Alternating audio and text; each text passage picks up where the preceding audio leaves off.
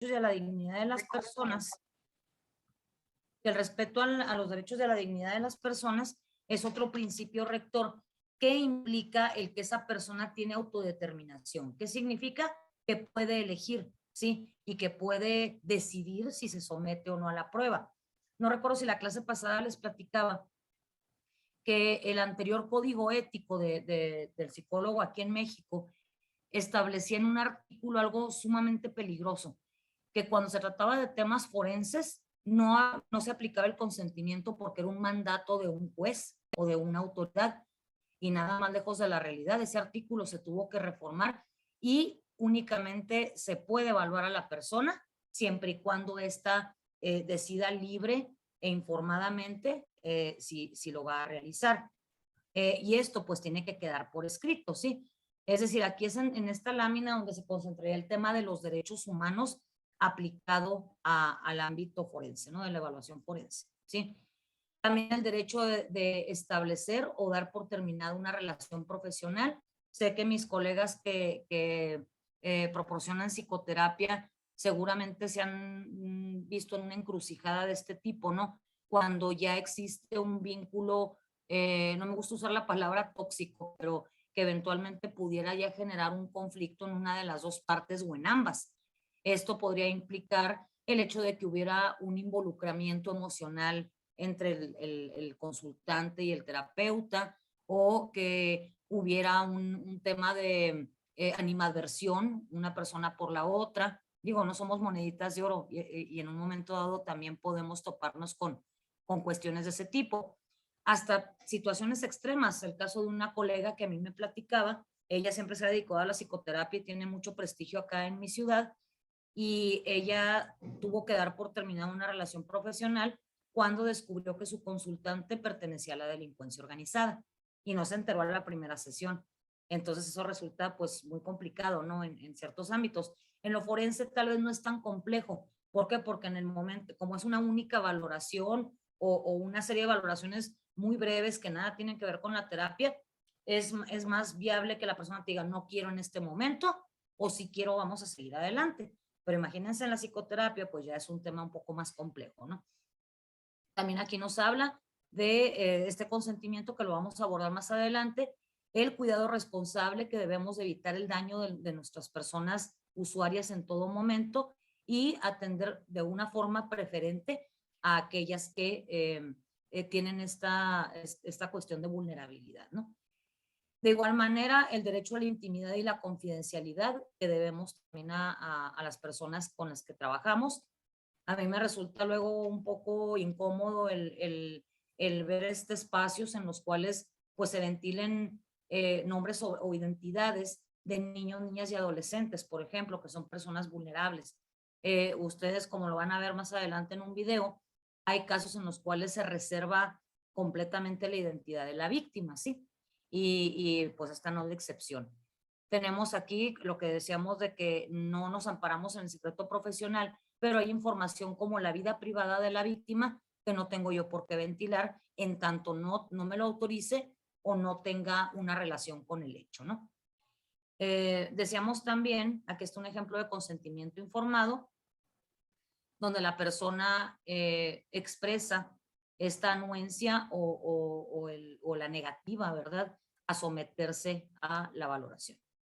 Inclusive yo sugiero a mis colegas que brindan psicoterapia que también siempre tengan en mente, cada vez que tengan un nuevo consultante, hagan un contrato terapéutico. Esto también asegura su protección para ustedes como profesionales, como para la persona, ¿sí? Porque luego así nos podemos librar de muchas demandas o de situaciones legales en las que nadie quiere estar, ¿sí? Bueno, ya decimos de la confidencialidad. Otra cuestión es de que el deber de actualizar nuestros conocimientos, lo veíamos la clase pasada, con minuciosidad, evitar procedimientos influencias no pertinentes, es decir, procedimientos que nada tengan que ver con el hecho. Aquí pongo yo un acordeón, que es para acordarme de un caso, el caso de Margarita, el nombre es obviamente ficticio. Es de una mujer que fue por parte de su pareja una violencia muy crónica. Ella no denunciaba porque él era abogado, es abogado, Entonces, pues hasta que no se metió con sus hijos fue cuando finalmente tomó la decisión de denunciar. Y la defensa, pues obviamente de su pareja o de su expareja que era abogado, exigió una prueba pericial psicológica independiente de la que se hizo en la fiscalía. Entonces a Margarita le llegó un citatorio y le exigieron presentarse con la psicóloga particular que le iba a hacer el peritaje. Y ella llegó para decirle que no, que gracias, pero que ella ya se había hecho un peritaje en la fiscalía. Y la psicóloga empezó a intimidar para que se hiciera la prueba. Dijo que hasta le iban a meter a la cárcel y no sé qué, o sea, limitó sus funciones esta psicóloga. Margarita, muy amedrentada, se retira, no acepta el estudio y en la audiencia llaman a declarar a esta colega, pseudo colega, ¿verdad? Y a pregunta de la defensa, ella dijo que con los 5 minutos que había tenido contacto con Margarita, tenía evidencia de decir que era una persona poco fiable, mentirosa, simuladora, con 5 minutos que la... Oigan, si aplicando una batería completa, una entrevista exhaustiva, muchas veces no tenemos la verdad absoluta, nunca tenemos la verdad absoluta, pero aún así podemos cerrar. Ahora imagínense con 5 minutos y con una actitud hostil, pues evidentemente esa prueba hasta el juez la cuestionó, ¿no? Otra cuestión, el no hacer valoraciones sobre personas que no hemos evaluado. Y decíamos en la clase anterior que a veces los informes técnicos, y lo veíamos en un video, ¿se acuerdan? Que señalaba esta parte de evitar al máximo el interferir. O sea, un informe técnico yo lo puedo hacer aunque no haya visto a la persona. Sin embargo, el hacer una evaluación así completamente especulativa, pues obviamente me puede poner un predicamento, ¿no? Y que pueda también transgredir la ética. Debemos de incluirlo en modo comprensible. Aquí es la parte de las pruebas, de que todos los registros en bruto no deben entregarse. No da a conocer, este es un tema que se ha ventilado mucho, lo de la entrega de las pruebas. El artículo 27 del Código Ético nos señala que no debemos dar a conocer estos resultados sin la supervisión adecuada. Abstenernos de sacar conclusiones que no se deriven directamente de nuestras observaciones o de nuestras intervenciones. Identificar casos en que ciertas técnicas requieran ajustes, como por ejemplo decíamos, ¿no? El hecho de que hay una persona que no sabe leer ni escribir, no por eso le voy a negar el someterla a una valoración con pruebas. Para eso existe la posibilidad de preguntarle las pruebas una por una o que alguien le asista, ¿sí? O dependiendo si tiene una discapacidad o alguna cuestión por el estilo o una barrera en la comunicación, también ahí aplicaría, ¿sí? El no discriminar, es decir, en este tema no hablamos de la discriminación conductista, sino de una discriminación prejuiciosa. Y si eso nos está pasando, porque seguramente a más de una nos ha resonado un caso en el cual entramos en conflicto con nuestros propios valores, inclusive hasta la religión. Es lo que los médicos le llaman la objeción de conciencia, ¿no? Y que ha estado muy de moda ahora con el tema del aborto. Bueno, también las psicólogos tenemos esta posibilidad de negarnos a realizar alguna intervención que nos represente esta parte, ¿no? Pero algo muy cierto es que el código es muy claro, ¿no? No vamos a discriminar y tenemos prohibido hacer prejuicios. Sin embargo, tenemos la obligación de capacitarnos para quitarnos esos prejuicios, ¿no? Aquí es donde dice precisamente esta parte en negritas, adquiere la formación, experiencia, asesoría y supervisión necesarias para asegurar su competencia o canaliza a las personas usuarias cuando precisamente estas diferencias de género, edad, orientación afecten el trabajo del profesional, ¿sí? Los errores más frecuentes que vemos en el peritaje psicológico en violencia de género son los errores metodológicos de interpretación que son adjudicables a quienes realizamos el trabajo, los diagnósticos que tengan que ver con esta dificultad para visibilizar las violencias que una víctima sufre y por el contrario la criminalicemos, ¿no? Casi que echarle la culpa de lo que le ocurre, ¿no? Errores de solicitud, esto viene de la autoridad que lo pide. Si a mí me están pidiendo que establezca la alienación parental, pues yo no puedo hacerlo. ¿Por qué? Porque la alienación parental ni siquiera existe en los manuales. Otros errores de solicitud tienen que ver justamente con la autoridad. A mí me ha tocado ver aberraciones, creo que sí les decía, que van incluso al extremo de un solicitudes en donde piden establecer si fulanito fue torturado o si menganito fue el autor de determinado delito, ¿no? O si cuenta la verdad o dice mentiras. Ese tipo de designaciones es sumamente inadecuado, ¿no? Algunos documentos que se emiten en el ámbito forense son el certificado, el dictamen pericial, ya lo habíamos visto esto en la clase pasada, los informes o análisis, la opinión técnica y los reportes terapéuticos. Ya habíamos visto también el video de las funciones y ahora voy a pasar a lo que es el daño psicológico. Ya en una clase posterior vamos a, creo que es la siguiente, la de mañana, donde vamos a ver ya de forma mucho más técnica cuáles son las baterías recomendadas para las baterías de prueba recomendadas para este tipo de casos, dependiendo de la edad, del contexto, etcétera, y para poder determinar justamente cuál es la afectación que esta persona vive. Yo asumo que las personas que nos acompañan el día de hoy han estado en contacto en algún momento con estos ámbitos y lo que regularmente piden las autoridades en el caso de víctimas de violencia de género es justamente establecer el daño psicológico. Pero así como para qué le importaría al juez, diría uno, ¿verdad? Que si la víctima tiene trastorno adaptativo, ansioso, depresivo o tiene un trastorno por efectos de trauma o estrés o un estrés postraumático. ¿Cuál es la diferencia? ¿Al juez de qué le sirve? Bueno, tenemos que establecer este nexo de que esta afectación es derivada de la violencia o del delito que se está investigando o se está ventilando. Y adicionalmente, el poder con una afectación establecer una estimación pronóstica que le permita al juez establecer una reparación del daño, ¿sí? Que eso es lo que trata la segunda parte de esta clase. Vamos a ver cómo también nosotras como psicólogas podemos establecer una reparación integral del daño a partir de la voz de la víctima.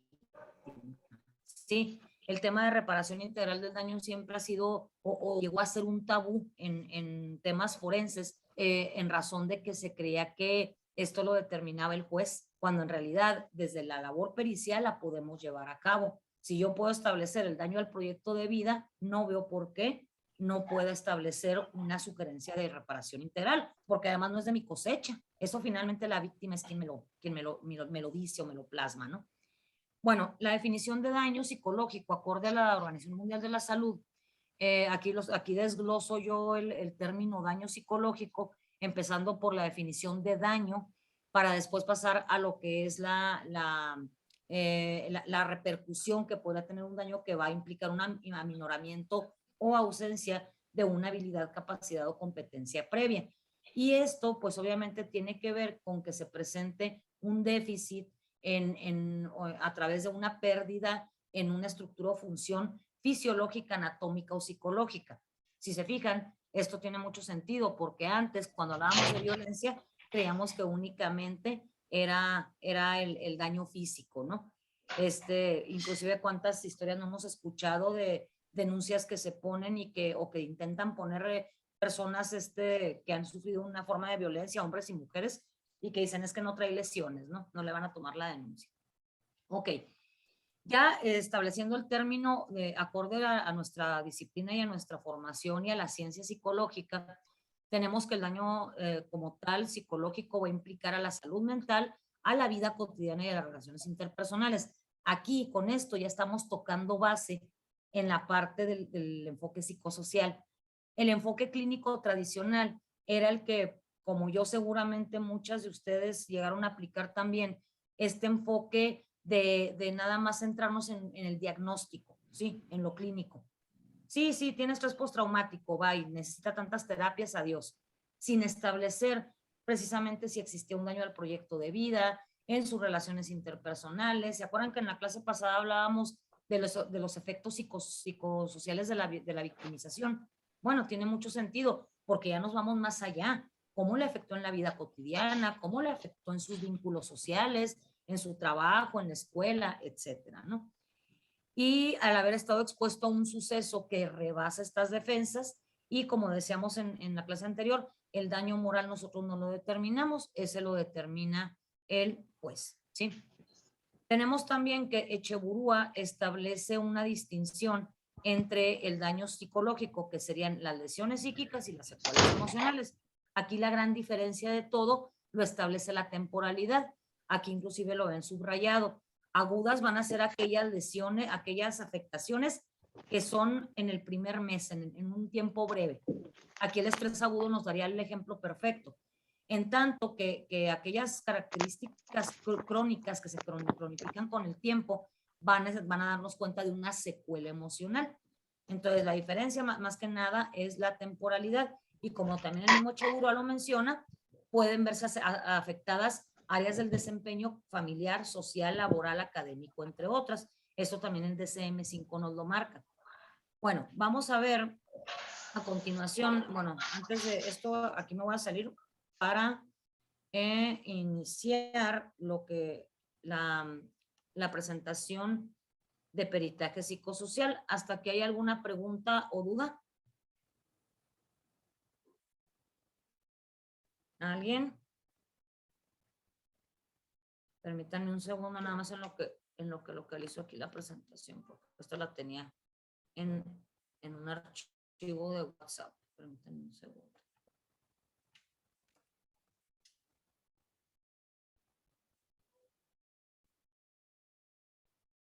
Válgame.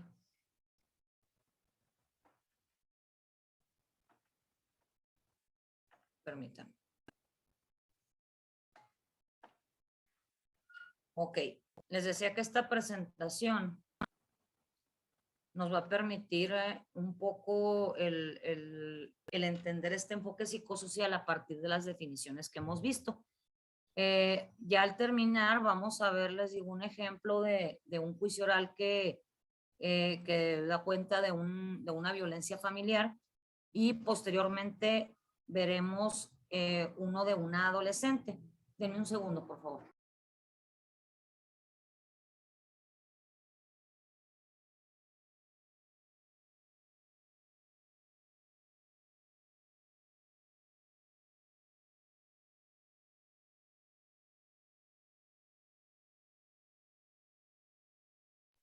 Una disculpa si escuchan ruido ambiental, ya ven que los sábados es día de actividad en los barrios y en los vecindarios. Entonces, bueno, aquí les voy a compartir lo que es el peritaje psicosocial. Este tema, créanme que yo siempre lo he visto, bueno, no siempre, hasta ahora que ya me ha tocado el tener que abordar estos temas y que para mí resultan sumamente novedosos, digo, novedosos de hace 5 o 7 años, han representado todo un reto, porque ustedes saben que hasta por ahí refranes hay, ¿no? De que chango viejo no aprende maroma nueva, luego dice, ¿no? Y que a veces estos criterios, inclusive los criterios científicos y profesionales, llegamos a casarnos de una manera tan sobredimensionada con ellos que finalmente nos resulta difícil desprendernos y generar resistencias.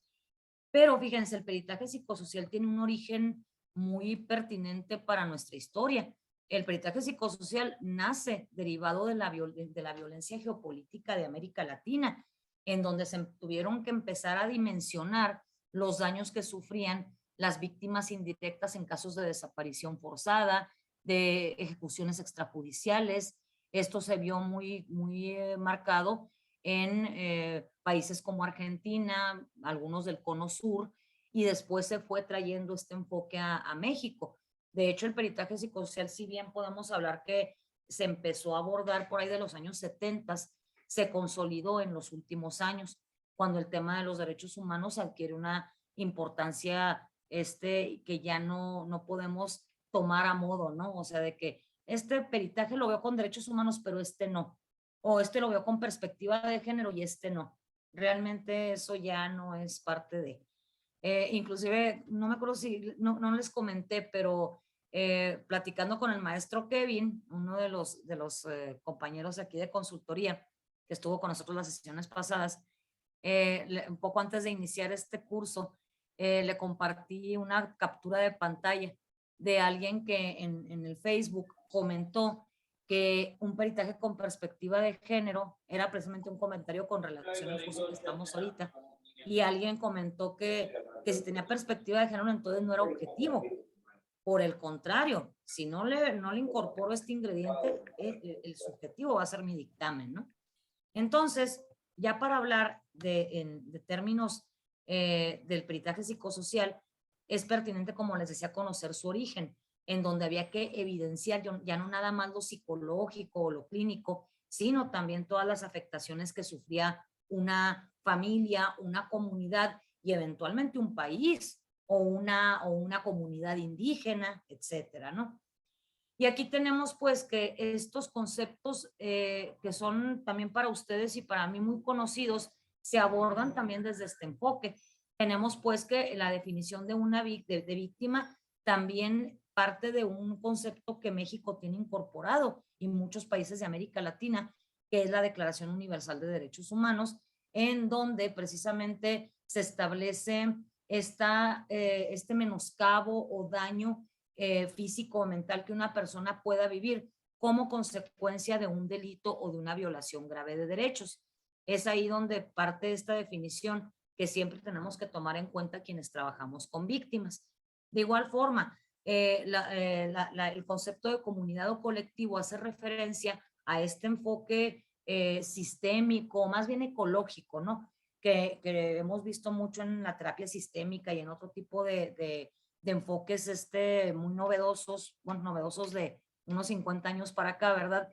Que implican también la intervención, no solamente con la persona usuaria o la víctima, sino con toda la gente que compone un colectivo, una familia o aquellos grupos que han sufrido una vulnerabilidad mayor. Para muestra un botón, el caso de Ayotzinapa. Hay un texto que ahorita les comparto, bueno, esto se lo voy a poner ahorita en el material completo. Es un texto que escribió Jimena Antillón, que es el caso es un peritaje psicosocial que se hizo sobre los 43 de Ayotzinapa, en donde una antropóloga, una médica, me parece, una psicóloga y no recuerdo si un sociólogo, me parece, hicieron un equipo interdisciplinario y multidisciplinario para realizar esta intervención con todo el colectivo de padres y madres, inclusive sobrevivientes de esta masacre bueno, ni siquiera sabemos si es cierta, si estén vivos o muertos, ¿no? Porque legalmente no hay un cuerpo, pero para decir que están muertos, ¿no? Pero con toda la tragedia y todas las afectaciones que sufrió esta comunidad por tratarse de jóvenes vulnerables, jóvenes indígenas, estudiantes, ¿sí? En otros tiempos, pues el ser estudiante equivalía a poco menos que ser delincuente, ¿no? Entonces, todo esto son conceptos que tenemos que tener muy claros y que deben de también establecerse desde un inicio en un peritaje o en una intervención psicosocial. Ahora les voy a decir una cosa, el enfoque psicosocial se hace desde dos abordajes. Uno, como perito, y además, adicionalmente, va a implicar el acompañamiento, ¿sí? El peritaje y el acompañamiento. ¿Esto qué significa? ¿El mismo psicólogo puede llevar a cabo ambas intervenciones? Sí, sí puede. Pero, por ejemplo, nosotros que estamos en el servicio público, imagínense lo complejo que puede resultar el hacer el acompañamiento. Vamos a decir, una madre que perdió un hijo y que adicionalmente tiene otro desaparecido. O sea, yo hacer el peritaje, sin embargo, ya para contextualizarlo a un acompañamiento permanente, pues ahí se nos puede ir la vida, ¿no? Entonces ahí lo que se busca es que los colectivos o ciertas instituciones u organizaciones de la sociedad civil puedan proporcionarle a las víctimas este acompañamiento permanente. A mí sí me ha tocado en ocasiones el haber hecho algún peritaje psicosocial y que la víctima me pida que le acompañe al juicio, por ejemplo. O sea, yo la puedo acompañar como espectador, pero no como acompañante psicojurídico, me explico. Sino quiere que esté yo, que esté cerca, quiere verme cuando declare. Es todo. O que le invite a una clase o que le invite a algún espacio. Eso puede ser reparador para la propia víctima. Y es un acompañamiento que también es válido. Últimamente se habla mucho del acompañamiento terapéutico como una alternativa a decir psicoterapia, ¿no? Creo que también ya lo habíamos abordado, que son términos que se van incorporando al lenguaje para poder desestigmatizar lo que es la intervención con la salud mental.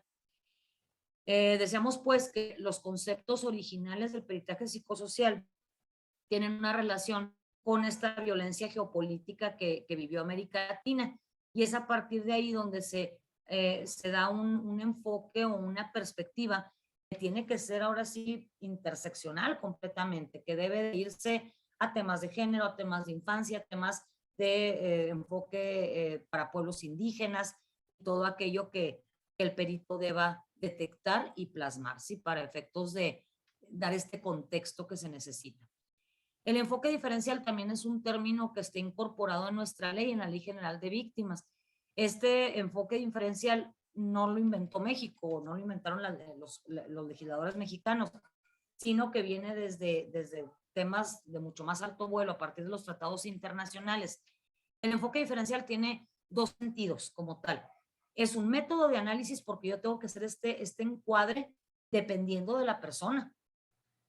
Trátese de dos hermanos que crecieron criados bajo las mismas reglas y las mismas normas, pero que a cada uno le afecta distinto una situación que vivan. Ya no se diga cuando estamos hablando de, por ejemplo, de las mujeres asesinadas en Ciudad Juárez, que unas trabajaban en maquiladora, otras eran amas de casa, otras trabajaban como meseras en bares o eran sexoservidoras, y dependiendo también de esta parte, independientemente más bien de esta parte, de lo que se dedicaran, pues fueron todos muy vulnerables, ¿no? Y esto también implica el hacer este enfoque diferencial. Y por otra, este concepto también alude a realizar un análisis que nos permita ver también la afectación o el impacto directo que una víctima sobreviviente tuvo. ¿Qué significa esto? Por ejemplo, tal vez en las creencias o en los constructos sociales de ciertas comunidades indígenas exista un concepto sobre el bien o sobre el mal.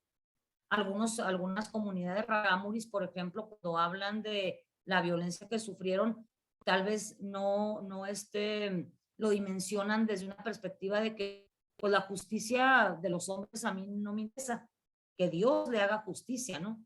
Ellos, por ejemplo, el peor castigo que pueden recibir es ser aislados de su comunidad, cuando entre los mestizos el peor castigo que podemos recibir es estar encerrados.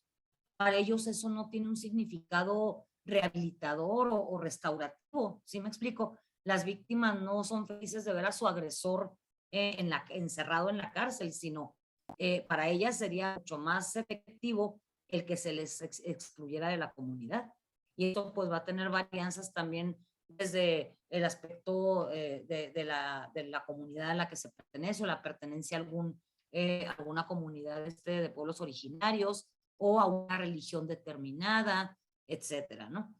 De igual forma, este enfoque nos va a permitir visibilizar la violencia y violación a derechos de forma sistemática a poblaciones y grupos que se les ha discriminado a lo largo de la historia. Evidencia la ausencia de políticas públicas, dificultades y resistencias entre estas asimetrías o desigualdades, y esto también permitirá favorecer el desarrollo de programas o garantías de no repetición para aquellas poblaciones que lo necesiten, ¿no? Es así pues que ya conociendo a estas alturas lo que es la definición de daño que nos da la Organización Mundial de la Salud, que nos da Cheburu, que nos dan otros y otras expertos en el tema, y entendiendo un poco lo que es el enfoque psicosocial, yo les recomiendo, para quienes les interese el tema de estudiarlo más a profundidad, tenemos los textos de Carlos Beristain, que ha sido un estudioso en este tema, ¿no? Y ha sido su trabajo sumamente relevante para poder entender o comprender el enfoque psicosocial. Entonces, hacia el daño psicosocial es cuando existe este atentado a la dignidad humana que eventualmente afecte a nivel individual, emocional, individual, familiar y social o comunitario, ¿sí? ¿Qué va a provocar este daño psicosocial? Pues bueno, sabemos que independientemente de los síntomas psicológicos o psiquiátricos que se presenten, va a haber un sufrimiento y daño al proyecto de vida. Decíamos que el daño al proyecto de vida yo sí lo puedo determinar a partir de su definición. Si el proyecto de vida implica lo que es su desempeño individual, familiar, de pareja, social, laboral, etcétera, pues si yo lo puedo evaluar, pues a la par también estoy evaluando el proyecto de vida, ¿no? Y es algo que siempre contemplan los peritajes sociales, el daño al proyecto de vida. Ya en los colectivos ocurre un fenómeno distinto, ¿no? Porque aquí se tienen que ponderar características culturales, características que van en contexto a forma de vida o estilo de vida de estas víctimas, ¿no? Inclusive cuando hablamos de colectivos que hayan sufrido una violación grave de derechos, como lo hemos venido viendo, no sé si recientemente vieron en las noticias que acá en México, en el estado de Zacatecas, hay comunidades que han sido desplazadas completamente por la delincuencia organizada. Mi estado tampoco es la excepción. Ha habido comunidades enteras que los delincuentes han ido exterminando o bien definitivamente terminan yéndose los pocos que quedan vivos, ¿no? Y ese tipo es bien significativo porque aun cuando las autoridades buscan la protección o procuran la protección de estos colectivos, pues a veces no tienen la manera de compensar todo el daño que han sufrido. Por ejemplo, ¿cómo les compensas esa pradera verde en la que se salían a tejer o se salían a hacer artesanías porque el domingo llegaba el tren con los turistas, ¿no? Como dicen las mujeres rarámuris, el salir a comadrear, para ellas comadrear es platicar con sus comadres, para ellas es un vínculo sagrado el comadrazgo, no es como nosotros vemos el decirle comadre a cualquier o compadre, ¿no? Para ellas tiene un significado muy especial, son casi como hermanas, es un vínculo muy especial. Entonces, imagínate, las separas de su entorno, las sacas de esa zona en la que vivían, los mandas acá a la ciudad, al señor le consigues trabajo pues en lo que pueda, porque a lo mejor no tiene muchos estudios y el único lugar donde lo puedes colocar es en una maquiladora o como trabajador de la construcción. Las influencias no se hacen esperar. Esos hombres muchas de las veces empiezan a beber por imitación o por aceptación, empiezan a consumir sustancias. Eso nunca ha sido de la idea de que las sustancias por sí mismas detonen violencia, pero sabemos que hay ciertas drogas como el cristal que tienen este efecto, ¿no? Que potencia la paranoia y que eventualmente puede generar, ser un detonante, ¿no? De conducta violenta. Y es así que esas familias terminan siendo destruidas a consecuencia de estos cambios tan drásticos que viven en su comunidad, ¿no? Ya dijimos pues que el proyecto de vida va a converger al concepto de realización personal, el poder conducir su vida y alcanzar el destino. Todo aquello que tenga que ver con los aspectos que su formación, su religión, su espiritualidad, sus creencias, todo aquello que identifica a la persona tenga que ver con este proyecto de vida que construye. Si a mí me dice una víctima, yo lo que quería era, lo único que quería al casarme era una familia, era el cumplir con los roles sociales, el casarme de blanco, y le quitas eso por medio por la situación de la violencia, el agresor se lo quita, se lo arrebata, pues evidentemente el daño es grave. ¿Por qué? Porque ella concentró todos sus sueños en ese matrimonio y es perfectamente válido, ¿sí? Sin embargo, aquí el daño al proyecto de vida resulta muy difícil de cuantificar, porque también estamos hablando de estereotipos, ¿no? Que la misma víctima podría tener. Y eso también es necesario visibilizarlo, ¿no? Aquí les tengo unos ejemplos de casos forenses aplicados a la reparación integral del daño. Antes de esto, debo decirles, voy a salirme tantito de esta presentación para mostrarles algo. Permítanme un segundo, por favor. Un segundo.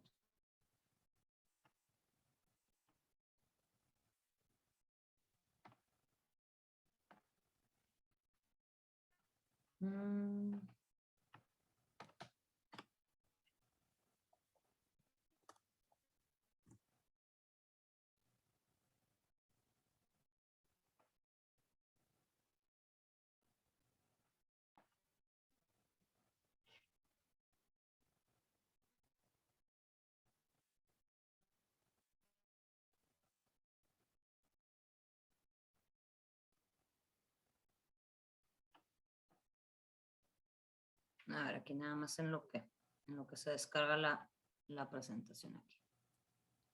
Muy bien. Espero que se vea bien ahí. Es el título de Fundamentos sobre la reparación integral del daño. ¿Estamos bien aquí? ¿Se ve? Sí, maestra. Gracias. Muy bien. Estos fundamentos sobre la reparación integral del daño tienen que ver, como les decía, con criterios que parten de nuestras mismas leyes. Y estas leyes no nada más se aplican a México, no sé si nos acompañe gente del extranjero, pero al menos en lo que tiene observancia América Latina o aquellos países que han incorporado tratados internacionales a su legislación, seguramente existe un tema de reparación integral del daño. Y esta reparación integral también es un enfoque muy novedoso, al menos para la psicología forense, porque esto implica irnos más allá de lo que tradicionalmente se pedía, como les decía. Nuestra ley, por ejemplo, en la ley de víctimas, establece 5 medidas de reparación. Ahorita voy a hablar de ellas. Pero fíjense, aquí, ahorita yo les daba la definición de daño, ¿verdad? Desde el punto de vista de la Organización Mundial de la Salud, desde el punto de vista clínico, desde un enfoque postraumático, pero también la definición legal debemos de entenderla, no quiere decir que la vayamos a plasmar como tal, pero en el daño material, en el daño jurídicamente hablando, existen dos tipos, el material y el inmaterial. El material, que tiene que ver con lo económico o con cuestiones físicas tangibles, y el inmaterial, que pues es aquello que luego regularmente se daña o se quiebra, ¿no? De tajo cuando pasa una situación de violencia. Es así entonces, el daño emergente, rápidamente se los explico, es aquel que viven las víctimas cuando, por consecuencia del delito o de la violencia que sufrieron, tienen ellas que invertir, y esto muchas veces es económico, ¿eh? ¿Cuántas víctimas no tienen que pagar un Uber o pagar el camión? Ya no se diga tener que cambiarse de ciudad y que eso le genere gastos, contratar un abogado. Ese es el daño emergente, lo que la víctima tiene que aportar. Y el lucro cesante, ¿qué es? Como el nombre lo indica, lucro tiene que ver con dinero o con recursos. Cesante es que se parte, que cesa. Un ejemplo, esa mujer que tuvo que pedir permiso en el trabajo para ir a la fiscalía o ir a una audiencia, esa víctima va a dejar de ganar ese día. Y si es un requerimiento judicial, por ejemplo, aquí en la maquiladora es muy común que si llevan el justificante no les descuentan el día, pero les quitan el bono de asistencia y de puntualidad, que muchas veces es casi la mitad del sueldo. ¿Me explico?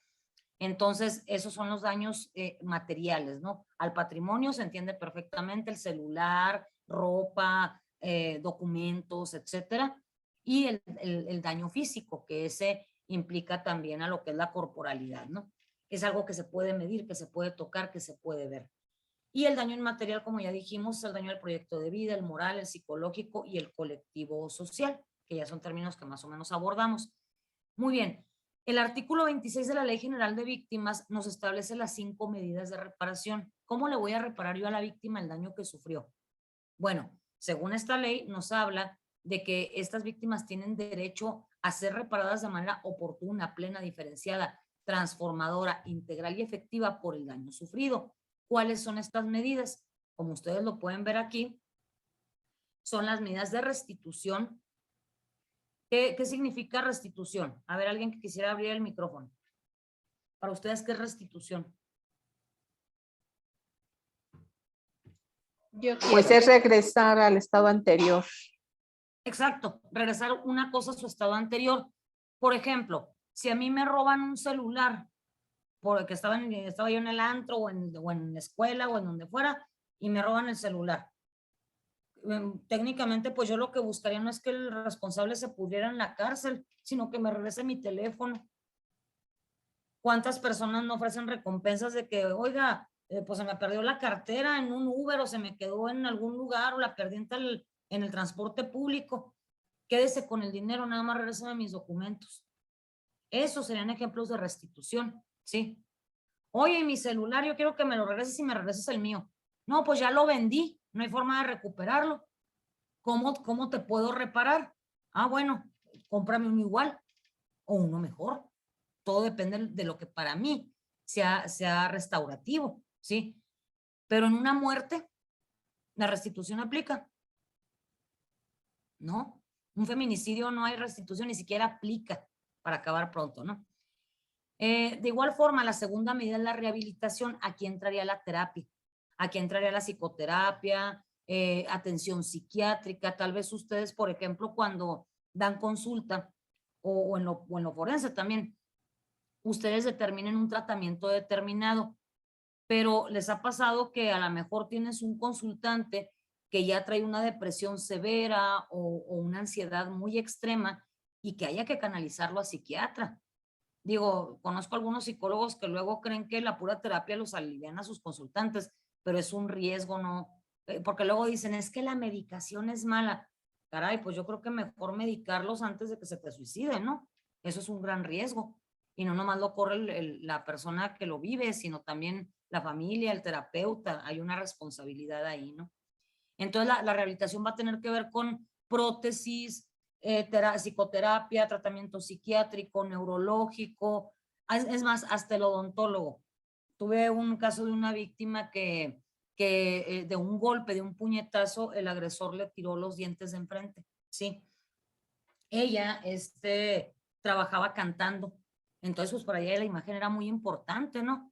Y parte de su rehabilitación era eso, el que ella decía, yo quiero que me pague mis dientes, ¿sí? Obviamente no restituibles, ¿verdad? Pero pues al menos una dentadura decente que le permitiera seguir trabajando. Otra de las medidas de reparación es la compensación, la tercera. La compensación es algo similar a la indemnización. Es como cuando, ay, indemnízame por daño moral, ¿no? Págame las terapias. Esto no es las terapias como tal, pero por ejemplo es como cuando se vive una muerte por delincuencia, ¿no? No sé, una ejecución o un feminicidio, un delito de alto impacto, ¿no? En este tipo de casos, la ley también establece ciertos montos. Por ejemplo, la Ley Federal del Trabajo. Si, por ejemplo, ustedes, no sé si sabían esto, ¿no? De que cada parte del cuerpo está tasada según la Ley Federal del Trabajo. No es lo mismo que yo pierda el dedo meñique en un accidente de trabajo a que pierda el pulgar. ¿Cuál creen que vale más?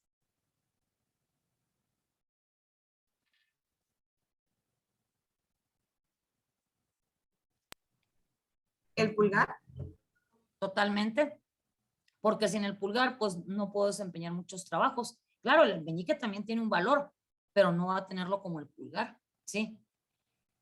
No es lo mismo que yo pierda una función, se me ocurre, como la marcha, el poder caminar, porque por un accidente de trabajo se me seccionó la médula espinal, a lo mejor me salpicó grasa en una cocina en la que trabajo y me dejó cicatrices así pequeñas en las manos, ¿no? O en la cara.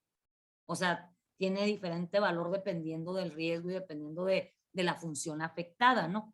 Entonces la compensación es lo que implica, ¿no? El tipo de función perdida. Fíjense lo que son las cosas, ¿no? En temas de derecho laboral, cuando, por ejemplo, no sé, un trabajador demanda a la empresa en la que labora porque sufrió un accidente de trabajo y no tenía condiciones adecuadas, si el patrón acredita que se le capacitó a ese trabajador, que había equipo de trabajo que él podía usar para protegerse y que no es atribuible al patrón, pues no corre la compensación, no hay indemnización. Aquí fue tu responsabilidad, ¿no? Pero eso pues el patrón tiene que probarlo, ¿verdad? En temas de violencia de género, es también una cuestión que va más enfocada al daño moral, que eso ya lo establece en su momento el juez. Vamos a ver más adelante un ejemplo, ¿sí? Las medidas de restitución, perdón, de satisfacción. Esta es tal vez sea mi medida favorita, si me permiten el término, ¿no? Pero fíjense, las medidas de satisfacción cobran mucho sentido cuando tú le preguntas a una víctima qué es lo que ella desea.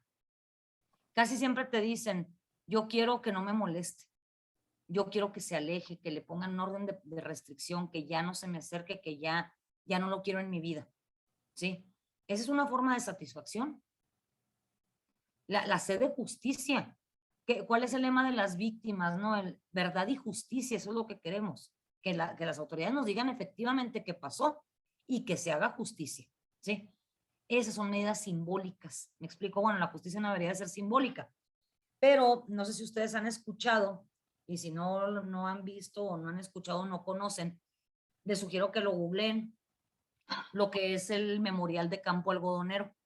El Memorial de Campo Algodonero ahorita es una zona muy urbanizada en Ciudad Juárez, que es como, pues yo no conozco ningún otro lado del mundo algo así. No porque sea muy ostentoso o muy aparatoso, no. Es como si fuera un parque. De hecho, está sin techo. Está en una esquina, tiene barrotes, muchos árboles, muchas plantas, y entras al lugar y es como un jardín en donde hay fotos de las mujeres asesinadas, hay una cruz, hay ciertos simbolismos que las propias víctimas propusieron que se dejaran ahí como un testimonio para que no vuelva a pasar. Por eso se le llama memorial, ¿sí? Inclusive la Corte Interamericana de Derechos Humanos regularmente en asuntos de feminicidio es lo que exige que se haga, ¿sí? Se realice o que el Estado simbólicamente coloque un lugar físico en el cual haya testimonio de lo que pasó, para que no se olvide, ¿sí? Esa sería una medida de satisfacción. Una disculpa pública. Yo recuerdo a una mujer víctima de tortura que ella decía, yo no quiero dinero, yo no quiero terapia, yo no quiero nada del policía que me hizo esto, porque inclusive la violentó sexualmente. Yo lo que quiero es que él reconozca lo que hizo y que me pida perdón públicamente. Fíjense. O sea, eso para ella era lo reparatorio. Y nada más ellas, las víctimas, nada, hombres y mujeres, nomás ellos saben qué es lo que para ellos sería reparatorio. Por eso les digo, a nosotros, ¿quién nos dijo que tenemos la verdad absoluta? Ay, si esta víctima, así como si fuera una sentencia, ¿no? Con 50 sesiones de terapia se va a curar. No, espérate, pregúntale qué quiere. Además de las terapias, ¿verdad? Pregúntale qué quiere. A lo mejor quiere que el Estado le ayude a cambiar de trabajo. ¿Por qué? Porque en su trabajo sigue sufriendo mucho estigma como resultado del delito. Por ejemplo, las víctimas de violencia laboral, de hostigamiento, de acoso, que llegan a ganar Hola, el... Lina, buenos días. Oye, hija, ya, ¿Alguien? Ah, creí que estaban tomando la voz para participar. Perdón. Les digo, las víctimas de acoso y de acoso y hostigamiento en el trabajo, por lo regular sufren grandes estigmas en el lugar donde fueron violentadas y van a tomarse partidos, ¿no? Quienes defienden al agresor y quienes defiendan a la víctima. Pero en muchos casos, pues la víctima es la que está más indefensa. Por eso es más difícil que cuente con recursos de apoyo. ¿Qué terminan haciendo? Renunciando, ¿sí? Yo conocí una defensora que ella sufrió hostigamiento laboral y sexual. A ella, cuando fue a denunciar, lo primero que le dijeron es que le iban a fijar una medida de protección porque ella era actuaria, tenía el puesto de actuaria. Los actuarios, bueno, en esa época ganaban muy bien y traían vehículo oficial y todo. Ella denuncia a su superior y le dice, pues lo señala públicamente y todo. Y fíjense el Estado, qué buena onda es ironía, es sarcasmo. Le dice a la víctima, bueno, nada más que como te tenemos que alejar de tu agresor, te vamos a cambiar a defensoría. Pero ¿por qué me vas a cambiar? Son horarios más difíciles, es menos sueldo, voy a perder el beneficio del vehículo. No, pero tú eres la víctima, yo te tengo que ayudar y proteger. No, pues bonita protección para que denuncie. ¿Sí me explico? Entonces ahí se hace una especie de iatrogenia, ¿no? Que en el afán de ayudar, pues sale peor el remedio que la enfermedad. ¿Ok? Tenemos lo que son las medidas de no repetición, que eso también te lo da la voz de la víctima. Cuando tú le dices, es una pregunta que yo siempre hago, ¿qué se necesita para que estas cosas no vuelvan a ocurrir? Quienes trabajen con víctimas hagan este ejercicio y van a ver las respuestas tan asombrosas que te dan, que a veces piensa uno, estas personas son las que deberían de estar en las curules de la Cámara de Diputados y no algunos zánganos que tenemos ahí. Porque ellas te dicen que haya más alumbrado público, que los policías reciban más capacitación, que haya más patrullas, o sea, te plantean cuestiones prácticas. Mientras las medidas de satisfacción aluden a lo moral, a lo que para mí sería reparador, simbólicamente, Las medidas de no repetición es la parte práctica de la reparación. ¿Qué necesita hacerse para que no vuelva a ocurrir? Les digo, nos dan respuestas maravillosas, ¿no? Y que efectivamente dan cuenta que si de veras se toman en serio, estoy segura que forjarían políticas públicas muy importantes, ¿sí? Bueno, ay, ya me regresé. Decíamos pues que los peritajes psicosociales nos van a permitir visibilizar los daños psicológicos y psicosociales generados por estas violaciones a derechos. Documentan los hechos violentos, buscan partir de la perspectiva de las víctimas. Lo que decíamos ahorita es la voz de las víctimas, ¿sí? Aplicar los criterios de la reparación integral, como decíamos ahorita, y de igual forma implementar estas medidas tomando en cuenta lo que para la víctima representa la gravedad y magnitud. Ahorita les voy a platicar un caso de violencia familiar. Hagan de cuenta que en temas de peritaje psicosocial, como que nos suena que nada más se aplican en situaciones muy extremas, que sí era en origen el estudio, pero este enfoque lo podemos cargar a cualquier asunto que veamos. Ahorita les voy a platicar de un asunto de violencia familiar donde se puso de manifiesto esto. Tenemos lo que es un caso de feminicidio, en donde aquí obviamente los datos están reservados, pero esta es la conclusión que a mí me solicitaron. Disculpen al Michi. Ese es un caso en el que me solicitaron que evaluara a la familia con este enfoque psicosocial y estableciera las medidas de reparación integral del daño. Ustedes aquí en la pantalla pueden ver las 5 medidas, ¿sí? Como era un feminicidio, pues la restitución no aplica. Sin embargo, en la rehabilitación se establecieron 100 sesiones, ¿sí? Dejando a criterio del terapeuta si eso iba a ser individual o en grupo, y haciendo una cuantía aproximada, ¿verdad? De 200,000 pesos. Claro que esto si el imputado o el sentenciado no lo paga, lo tiene que pagar el Estado, es una obligación, ¿sí? De igual forma, la compensación que decíamos que también es la indemnización, como aquí fue muerte derivada de un acto delincuencial, se toman en cuenta dos factores de acuerdo a la ley federal. La ley federal del trabajo establece en un artículo que por concepto de gastos funerarios, permítanme, que por concepto de gastos funerarios, en esta época el salario mínimo estaba en 88.36, ahorita creo que ya rebasa los 100 pesos, pero en aquella época, hace como 3 o 4 años, estaba en este monto. Entonces, si ese monto yo lo multiplico, creo que fuera por 500, me va a dar un total de 5,300, que era el concepto de gastos funerarios en aquel año. Y hay otro, la indemnización por muerte derivada de acto delincuencial, que es la misma tasa del salario mínimo multiplicado por 5,000, ¿sí? En este caso, robaba un monto de 441,800 en aquella época.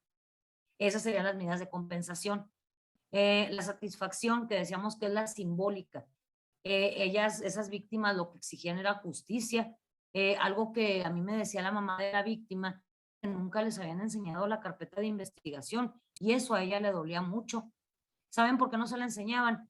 Porque es que hay fotos de la necropsia y se ve ahí todo, pues no se las hablan negro, digo, tampoco puedes recortar el expediente, ¿verdad? Pero si la víctima lo quiere, pues tú proveele. Me acuerdo que decía, ¿y qué tal si ahí se me infarta la señora o entra en crisis?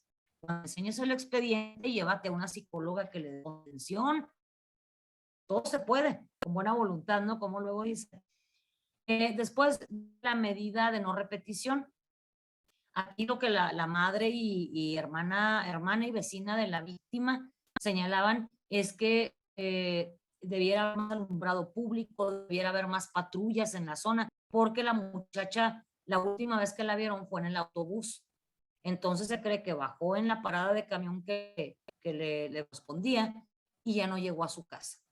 Era una zona oscura, una zona poco segura, y que pues finalmente el agresor utilizó para victimarla, ¿no? Es así entonces que aquí es un ejemplo clásico de cómo en un peritaje psicosocial incluyo yo las medidas de reparación para un caso de feminicidio, ¿sí? Ya decíamos pues que va a abordar 3 perspectivas la psicosocial, que es el enfoque individual, la dimensión individual, familiar y colectiva. Esto es ya un poco repetitivo, me voy a ir aquí más adelante. Otras cuestiones que también debo de poner o plasmar en un dictamen de este tipo son los factores de vulnerabilidad, la edad, el género, si ya fue víctima de otro delito, inclusive hasta el hecho de estar detenido, de tener los ganchos, como luego dicen los policías, ¿no? Las esposas, la hace vulnerable a la persona. ¿Por qué? Pues ya lo tienes detenido y es ahí donde surge la tortura y otro tipo de acontecimientos, ¿no? Decíamos pues la discapacidad, victimización, pobreza, género, pertenencia a una comunidad de pueblo originario, pertenencia a minorías, a la migración y el desplazamiento interno, son factores que se establecen como de vulnerabilidad. ¿De dónde saqué yo esto? Les recomiendo que chequen las reglas de Brasilia. Reglas de Brasilia también es un documento que les voy a compartir, que es donde es un documento como un tratado internacional, está muy cortito y te explica cada uno de estos factores que ven ustedes en negritas, ¿sí? Es así pues que lo que nosotros le vamos a contestar a la autoridad cuando nos solicite un peritaje psicosocial va a tener que ver con estos 4 puntos. Los impactos o consecuencias, el nexo entre la situación de violencia y los hallazgos, los impactos, valorarlos en su contexto, es decir, este enfoque diferencial del que mencionábamos, ¿no? Y finalmente, facilitar elementos para la reparación integral, ¿sí? Significa esto que establezcamos una guía como la que veíamos acá, ¿sí? Muy bien. Aquí vamos a ver un ejemplo de caso de trata, ya vimos un ejemplo de feminicidio. En este caso de tratas era una mujer que empezó a ser explotada sexualmente desde los 16 años.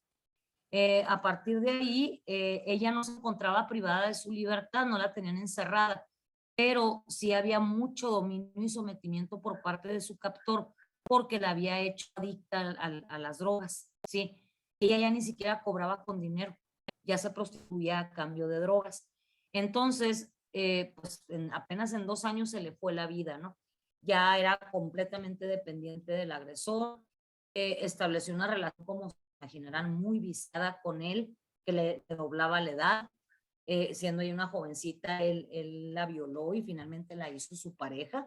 Y ella pues en el afán de esta indefensión, o más bien de no verse vulnerada, aceptaba todas las vejaciones a las que la sometía, o más bien no le quedaba otra, ¿no?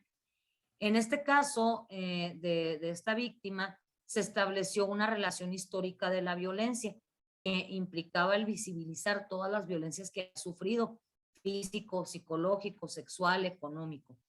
En segundo lugar, o en segunda conclusión, se establecieron las condiciones de vulnerabilidad. Aquí ustedes pueden ver la victimización, la pobreza del género. Voy a salirme de la pantalla completa para poderlo señalar, sí, si me permiten. Miren, aquí decíamos pues que las condiciones de vulnerabilidad que les comentaba ahorita iban en este sentido: edad, victimización, pobreza y género, ¿sí? Después se estableció un nivel de riesgo, que es lo que les digo que vamos a trabajar en la sesión de mañana. Nivel de riesgo se consideró alto. ¿En dónde me basé para determinar que el riesgo es alto? Bueno, pues porque el captor, el delincuente, el tratante, la amenazaba a ella como persona con matarla. Le decía que si se le ocurría irse, anunciarlo, se iba a ir sobre su familia. Ella tenía a su mamá y a su abuelita y a un hermano con discapacidad. Y también vean lo que se puso al final: el riesgo a que la víctima se autolesione y adicción o dependencia a sustancias. Esto también la hacía muy proclive a una posible tentativa suicida, ¿sí? O a una sobredosis, o que en el afán de conseguir la droga se colocara en una situación de mayor riesgo, ¿no? Si ya de por sí dentro del sexoservicio ya era, bueno, ni siquiera era sexoservicio, era explotación sexual, ya se veía este riesgo de contagiarse de alguna enfermedad, o había clientes que la golpeaban. Ahora imagínense no contar ni siquiera con esa aparente seguridad, ¿no? Aquí otro de los puntos fue establecer los impactos psicosociales. ¿Cuáles son los impactos psicosociales? No crean que es un término de otro planeta, ¿no? O un término muy abstracto. No, finalmente son las afectaciones, pero contextualizarlas en todo lo que es la realidad de biopsicosocial. Yo aquí determino un estrés postraumático, sin embargo, hablo aquí más adelante del proyecto de vida, ¿sí? En donde se detecta o evidencia de un deterioro en la salud física, psicológica, relaciones sociales, ambiente y autopercepción, que causa deterioro en lo individual, familiar, social y laboral. ¿Se fijan cómo se va uniendo el diagnóstico con la alteración al proyecto de vida? No es imposible, ¿eh? Y al contrario, esta yo creo que es la visión de la hora, o sea, es la visión que no porque esté de moda, sino porque ya es necesario que también la tangencialicemos y lo objetivemos para que las autoridades lo puedan entender como un peritaje, como una prueba científica, ¿no? Tenemos que aquí me piden la reparación del daño. Aquí la reparación del daño se fue a precisamente la satisfacción y la rehabilitación. ¿Cómo le restituyes la dignidad que perdió? Pues es muy complicado, ¿no? Aquí, por ejemplo, las medidas de no repetición pues van a depender del Estado. Sin embargo, de la información que yo obtuve de la víctima, de la propia voz de la víctima, era el que la ayudaran a rehabilitarse, que ella decía que ella quería estar en un anexo para desintoxicarse, que quería irse a un refugio, que ya no quería estar cerca o expuesta al agresor, ¿no?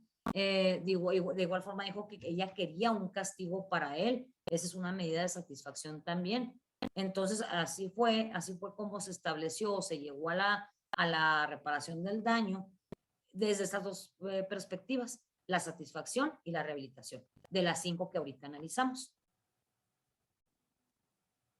Este ejemplo que ven ustedes en la pantalla, o más bien esta lámina, es un ejemplo de la metodología del peritaje psicosocial. ¿Qué significa? Bueno, que vamos a consultar el expediente, que en casos de feminicidio, por ejemplo, los dictámenes de necropsia y criminalística son básicos, si no, no vamos a poder contextualizar las razones de género. Entrevistas con las víctimas indirectas, familia, amigos, vecinos, toda aquella información que nos sea útil. Yo recuerdo haber realizado un peritaje psicosocial también de una desaparición y eventual feminicidio, y entrevisté alrededor de 30 personas para ese peritaje. Y al final realmente fueron como 5 entrevistas las que me sirvieron nada más. El resto de la información era repetitiva o era contradictoria o era criminalizante y no correspondía a la línea de investigación que se estaba buscando. Entonces sí es mucho trabajo para poderlo depurar. Les decía de las reglas de Brasilia, hay otra guía metodológica para la elaboración de peritaje psicosocial en casos de feminicidio. Hay un texto del Observatorio Ciudadano del Feminicidio, del Observatorio Ciudadano de Derechos Humanos, que es un texto que se llama así tal cual feminicidio, donde se está la tipología del feminicidio íntimo. Eso lo vamos a ver en las últimas sesiones. Feminicidio íntimo, feminicidio infantil, feminicidio sexual por ocupaciones estigmatizadas, y por eso me está escapando alguno, pero son las categorías del mismo, ¿no? La Ley General de Acceso de las Mujeres a una Vida Libre de Violencia y finalmente el DCM5. La psicometría. A mí hay colegas que me han dicho, es que el peritaje psicosocial no lleva psicometría. Ok, no hay bronca, no voy a ponerme a aplicarle un MMPI a una víctima de desaparición o de desaparición forzada o a una víctima no sé, de tortura. No le voy a aplicar una batería extensa o ardua, pero sí tengo que tener herramientas como tal. Por eso aquí yo les pongo que existen opiniones encontradas, porque luego dicen, es que tú con pruebas quieres patologizarla. No, quiero ponerle nombre a lo que tiene, me explico. Y de esa manera pues no puedo determinarlo si no lo plasmo, ¿no? Aquí algunos ejemplos o alternativas a la psicometría en casos de peritaje psicosocial. Ya después veremos, ya más contextualizado, a temas de violencia familiar y de otro tipo de delitos que implican al género, ¿sí? El estrés postraumático, impacto psicológico, el test Beck de depresión, el AMAS, la ansiedad, el test de Hopkins que mide ansiedad y depresión, el Huckel-Brev, que es una herramienta maravillosa para evaluar la calidad de vida, y por último el estrés, el test de escala de gravedad de síntomas del estrés postraumático, que es del español Enrique Cheburúa. Ok, aquí me detengo tantito. Esto sería el tema de reparación. Hasta aquí quisiera escuchar sus opiniones o qué opinión les merece este enfoque psicosocial.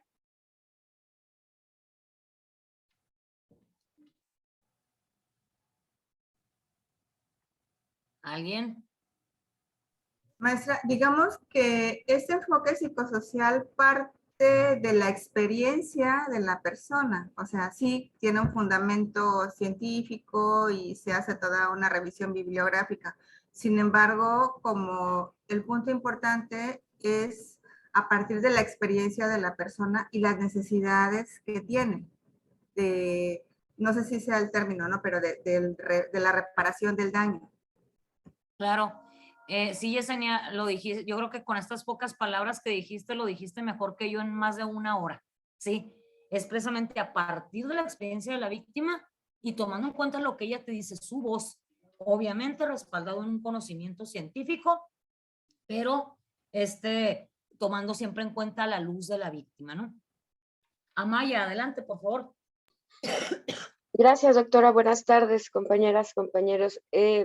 Acabo yo de incorporarme al servicio de periciales en la Fiscalía de Delitos Sexuales. Yo traigo una línea con respecto a la forense con Brent Turbi y Aurelio Coronado. He estudiado, he trabajado. Muy bien. Pero ahorita que estoy en Fiscalía, estoy en capacitación, llevo 15 días yendo. Y me encuentro y me topo con circunstancias bastante complicadas, ya que la teoría y la práctica es muy difícil. Claro. En mis guardias vemos aproximadamente 10 víctimas. La pregunta va enfocada a esto. Cuando me dan el planteamiento del problema, me piden afectaciones psicoemocionales, psicológicas por el delito de violación, es un ejemplo de violación. Sí. Y cuantificar el número de sesiones que necesita, si las presenta, si no las presenta y justifíquelas. En algunas ocasiones, muy rara vez, nos solicitan dignidad, en algunos casos sí, no me ha tocado, pero aquí mi pregunta es, cuando yo hago el análisis, pues yo traigo la escuela que les he comentado y trato de tener un contexto psicosocial de la persona, un contexto muy amplio. Pero cuando yo llego con la perito que me está ahorita, me están apoyando realmente, son compañeras muy valiosas, llevan 10 años, 7 años ahí, su experiencia a veces basta, pero ellas me dicen, le digo, es que, por ejemplo, en uno de los casos, yo veo que no hay afectación por el delito sexual, porque ya no es una violación tal cual, sino es una violencia sistematizada a lo largo de muchos años. Pero la pregunta, el planteamiento del problema es, ¿hay afectaciones por la violación? Entonces ahí es donde yo me encuentro en una circunstancia difícil, porque digo, me dice la psicóloga, es que tú te debes concretar a contestar lo que te está pidiendo el MP. Ella no tiene afectaciones por la violación. Ella tiene afectaciones por una violencia sistematizada. Y se lo podemos poner, pero no hay afectación. Y ahí es donde yo choco. O sea, Claro. ¿cómo vamos a hacer? ¿Cómo voy a poner en ese dictamen no hay afectaciones? Cuando sí hay afectación, porque la chica ha tenido una violencia sistematizada y las violencias incluyen sexuales, aunque sea una violencia intrafamiliar. Pero aquí el delito es violación. Entonces, a mí me gustaría, ¿cómo puedo yo le dije, no estamos siendo limitativas al poner nada más, no hay afectación por la violación, cuando tampoco lo considero que sea así, porque sí creo que hay afectaciones desde el hecho que normalizan la violencia sexual y que puede llegar a un feminicidio además. O sea, yo lo veo a corto y a largo plazo. Si no hacemos algo y no nos ocupamos de estos casos, puede llegar un feminicidio como se ha dado a lo largo de la historia de México. Entonces, no sé si me pudiera dar un poquito de luz con respecto a qué puedo poner, cuáles son mis alcances, porque ellas me dicen, limítate a contestar lo que te preguntan, Bárbara. Y a mí me es complejo, la verdad. Gracias. Gracias, Bárbara. Teresa, en un momento te doy la palabra para no perder la idea de lo que ahorita te dije a Maya, perdóname, creí que era tu nombre. También me dicen Amaya, doctora, gracias. Ivonne, por favor. Bueno, justamente, Bárbara, yo también comparto totalmente la visión de Aurelio Coronado, fue mi maestro en el doctorado y es un amigo al que tengo años admirando. y finalmente se me hizo conocerlo después en un congreso y luego nos organizaron un congreso acá en Chihuahua y una chulada y Brand no se queda atrás. Efectivamente, ese enfoque del que estás hablando, que es esta perspectiva psicosocial. De hecho, Aurelio trae mucho ahorita este discurso y me encanta. Cada vez que lo veo en conferencia, me la chuto completita y hasta tomo notas y todo. Y es justo este conflicto del que tú hablas, que a mí también me mueve mucho, que no puedes ir más allá. No sé si estuviste en la clase pasada, Bárbara, pero hablábamos de que esta parte de la extralimitación, que no te vayas a contestar más allá de lo que te piden. Perdóname, pero afectación por el delito de violación, no me estás diciendo que te pongo un trastorno. Tú te puedes ir a la afectación, a lo mejor no vas a ponerle un código del DSM o de la CIE, pero puedes encontrar elementos ansiosos depresivos o bien una afectación al proyecto de vida, pero también derivada de esta normalización de la violencia, sobre todo cuando es en el matrimonio, ¿no? O en relaciones muy cercanas. Me tocó a mí un caso de un asunto, bueno, me lo platicaron, un juez de Juárez, de una mujer que, no, más bien, una niña, era una adolescente que llega a parir a un hospital, va con la mamá y cuando detectan la edad de la niña, que tenía 12 años, pues inmediatamente se da vista al Ministerio Público porque es violación. No es cierto que hay niñas embarazadas o que hay embarazo adolescente, es violación. Ya el embarazo es un resultado adicional, ¿no? Pero había un delito de por medio. Dan vista al MP, eran una familia, bueno, ellas pertenecían a una familia indígena del estado de Guerrero, que apenas, a duras penas medio hablaban español. Entonces, pues era complejo porque era una comunidad en la que eran pocas personas y ya ven que hay un montón de lenguas indígenas en comunidades del sur y del sureste del país. Entonces resulta que, bueno, ya se da vista al Ministerio Público, interviene el DIF y todo lo demás. Para no hacerles el cuento largo, el papá era el padre de su hijo. El papá fue el que la violó.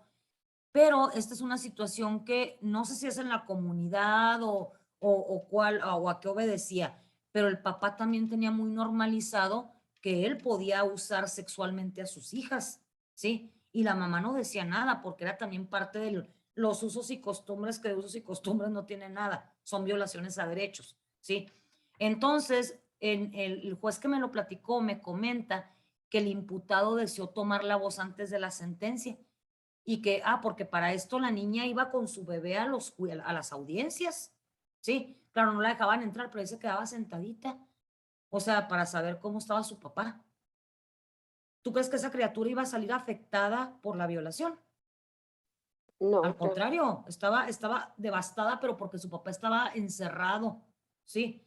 O como estas niñas también que a través de la seducción o el enamoramiento se cometen actos sexuales contra ellas o actividades que no corresponden, el estupro, ¿sí? Bueno, el estupro acá en Chihuahua es de los 14 a los 17 y se supone que a esa edad ya tienen conciencia para consentirlo, pero antes de eso es violación, como me la pongan, ¿no? ¿Saben qué? Cuando tomó la palabra el imputado, ¿saben qué le dijo al juez? Le dijo, señor juez, sí, o sea, casi, pues, ayudado con su intérprete, ¿no? Que si el delito era haber tenido relaciones con su hija y que tuviera un niño, que él se ofrecía a casarse con ella, su propio padre. Parece inconcebible, ¿verdad? Pero digo, me viene a la mente este ejemplo con lo que Bárbara nos comparte. Es que de verdad es algo atroz, esta normalización tan grande que hay de la violencia sexual. Para dar la voz a Teresa, si quieres ahorita vuelvo contigo, Bárbara. Teresa, adelante. Maestra, mi pregunta es con relación a que a veces hay una violencia sistematizada de muchos años, sin embargo a veces nos piden que solamente por el último hecho. Y Entiendo. desafortunadamente, igual como decía la compañera, pues la normalizaron, pero al final de cuentas, pues sí está afectada. Pero a veces cuestionan, confrontan a los ministerios públicos y ahí es donde yo necesitaría como bibliografía para argumentar el por qué. Otra, hemos estado en juicios, igual a veces nos cuestiona la defensa si a nosotros nos consta los hechos que ellas comparten en esto de los antecedentes de la historia de violencia. Y ahí sí no he sabido cómo argumentar y sustentar eso, y sí me ha generado como que ese ruido. Tú júntate más conmigo, Tere. Que no, no Sí, te creas. siempre que la pueda estar con usted, la escucho, maestra. No, hombre, es que también ahorita le contestamos a Imelda porque nos escribió aquí bastante información que me interesa compartir. Sí, Teresa, fíjate que es algo muy común que nos cuestionen. Primero, el último hecho. Espérate, yo no puedo entender la violencia en un único hecho.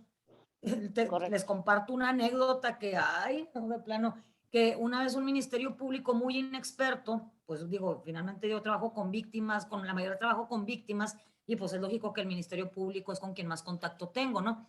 Entonces, llegó muy desconcertado de una audiencia en donde se iba a suspender el proceso en una violencia familiar, pero quedó muy desconcertado porque quiso desacreditar el defensor la pericial, porque decía, yo quiero que me diga, aquí el aperito me queda muy claro que estableció un hecho en donde hubo bofetadas, otro hecho donde le intentó quemar la casa, otro hecho donde la violentó sexualmente. Pero aquí la psicóloga no dice cuántas terapias es para cada hecho. Y yo, no me digas eso. Y no lo defendiste, le dije al MP. Me dice, pues es que ¿cómo lo defiendo? Es que tiene razón. No, es que necesitamos entenderlo. No sé si este dato te sirva, Teresa, en específico a ti. Igual lo comparto Sí, para maestra, la todas. escucho. Establecer, o sea, que defenderte desde el punto de vista de que tú tienes que interpretarlo desde una relación histórica de la violencia, cuando es más de un hecho, ¿sí?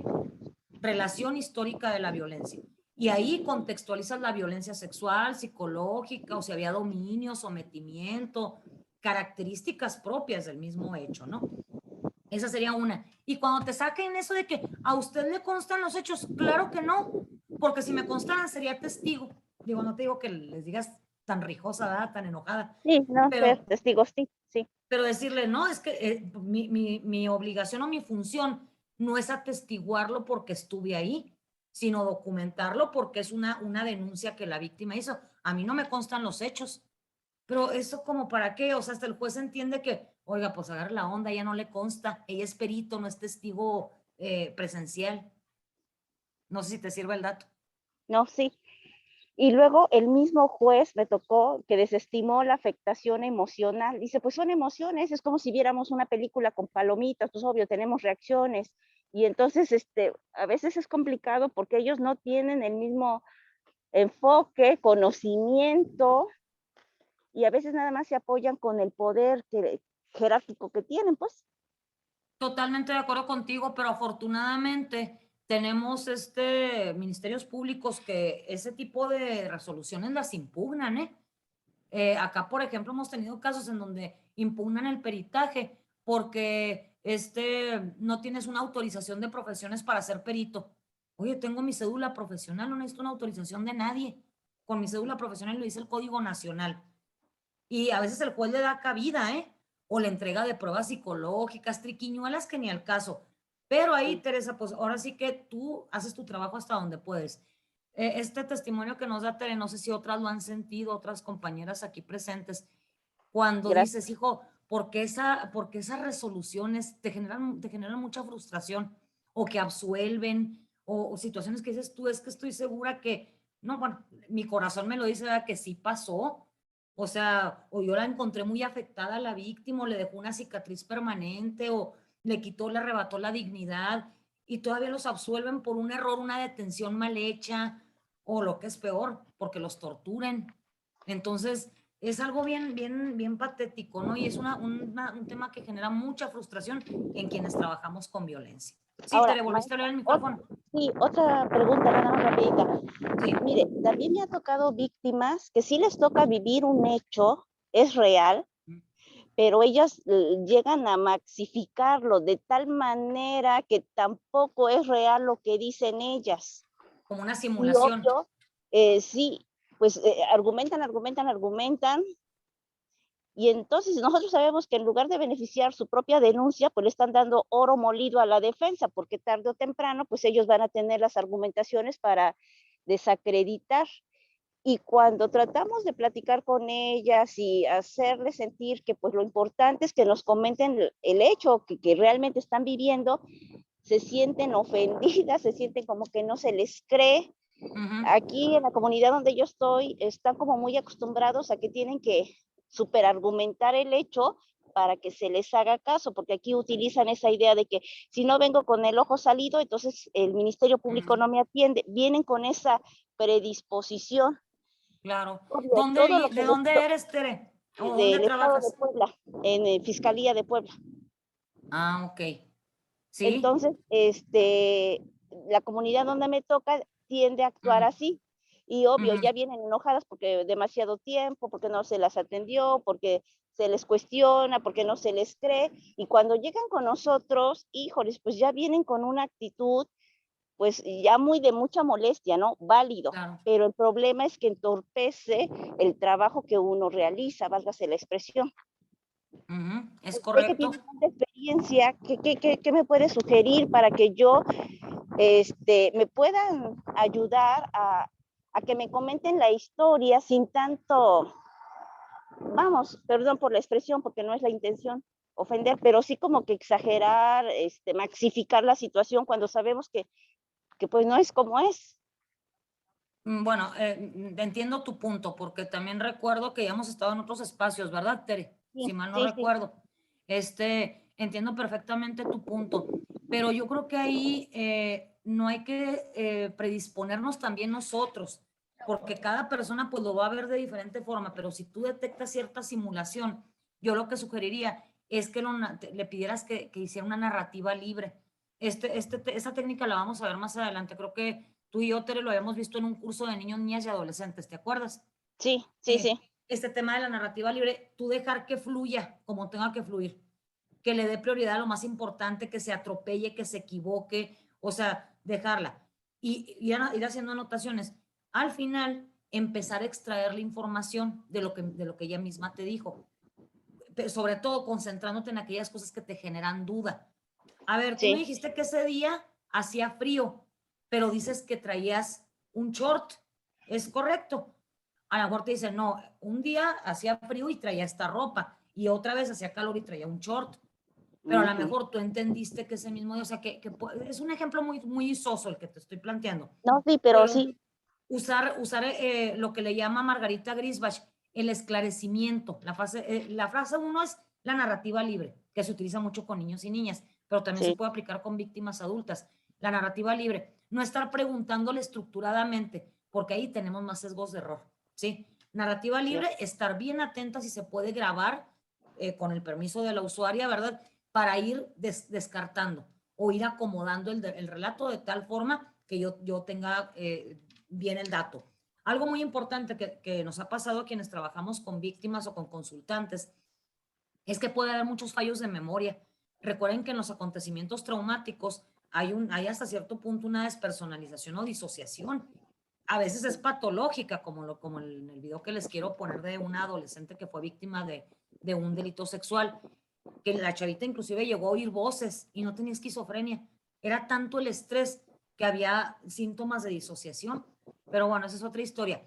El punto es de que a veces la percepción se puede ver alterada y seguramente para cuando llegan con ustedes, ya sea a la terapia o al peritaje, ¿saben qué va a pasar?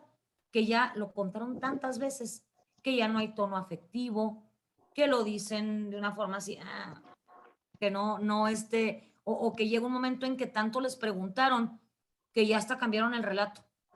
Sí. Yo les decía en un grupo en el que tuve oportunidad de participar con Tere, que a un niño o niña nunca le preguntes más de una vez lo mismo, Ajá, porque sí, va a creer que no le crees. correcto. Ya, y cuando creen que no le crees, te cambian el discurso. Ah, hijo, dije que era Juan. No, a lo mejor era Pedro. Si nosotras como adultas nos ha pasado que cuando te preguntan más de una vez te hacen dudar.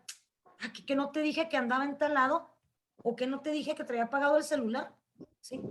Y en el caso de los niños y niñas, ya lo ven así como, no, pues no me creyó. Entonces, mucho ojo con eso. Tere, ahorita vuelvo contigo, vamos a Sí, leer maestra. No, lo que adelante. gracias. Sí, gracias, perdón. Bárbara, no nos dijiste de dónde eres.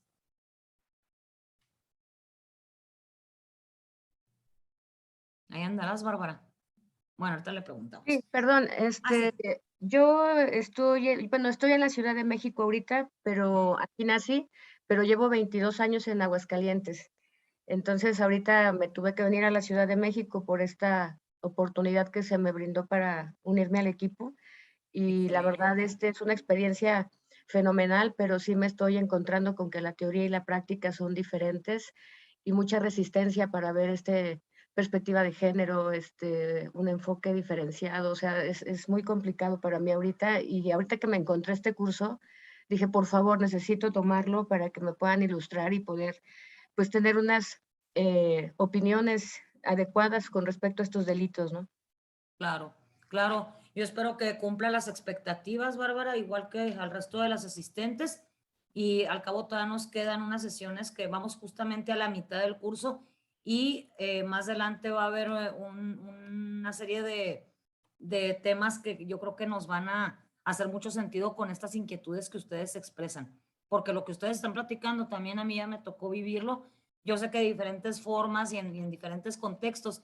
No les digo que tampoco traigo la verdad absoluta ni nada, pero que son experiencias que se comparten desde lo forense, y que a veces, como somos muy pocos los forenses a comparación de los colegas que son terapeutas o que se dedican a otros ámbitos, resulta bien necesario que hagamos estos espacios de catarsis, ¿no? O de intercambio para el caso.